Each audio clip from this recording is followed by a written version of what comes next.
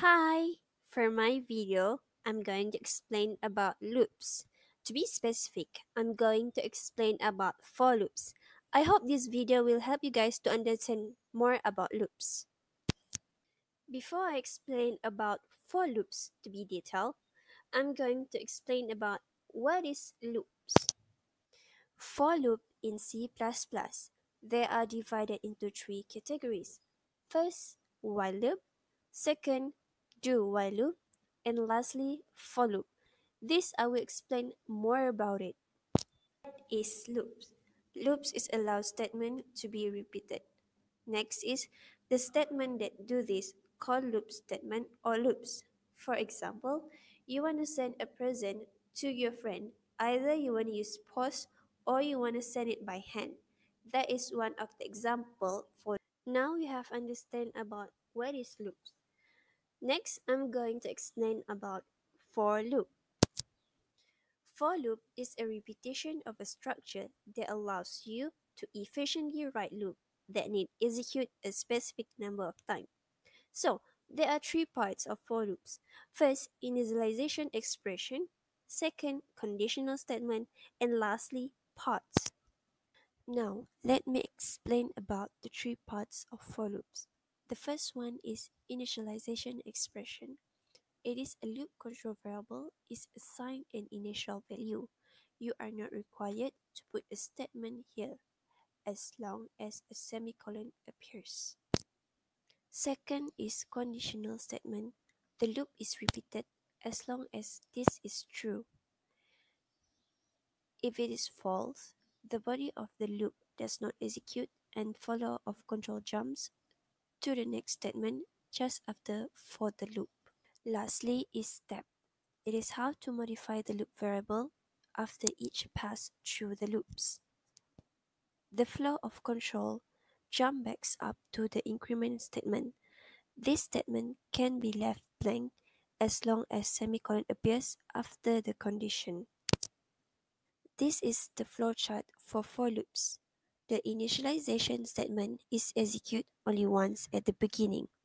Then the test expression is evaluated. If the test expression is false, for loops is terminated.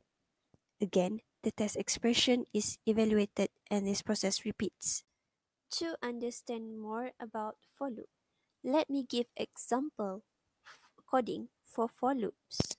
So, this is the coding that we are made. In this coding, we are making about rice, noodles, and drinks. It is used the switch case. This will explain in another video. This is the part for coding. For loop, it will still looping until the increment of the looping is finished. For example, if you state that it needs to loop for 3 times, it will loop for 3 times.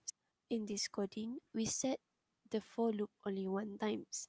As you can see, the initial I is equal to 1, I is equal and greater than 1, and I is equal to I plus 1. This coding will loop for 1 time because it has been set to loop for 1 times only. After the coding was run, this is the example for loops. As you can see, the loop only appears for 1 time. This is because it has been set at the coding to loop for only 1 times, so it only loops for 1. Now we have come to the conclusion. So, what is the conclusion that we get? What can you get from C++? You can understand more about the C++. You can understand what is the function, how to run the coding, and how to make the coding. Second is a middle-level language. It is combined the feature of both high-level and low-level language. It can be used for low-level programming such as scripting, for drivers, and also support function of high-level programming language. Lastly, it is a lot of general purposes.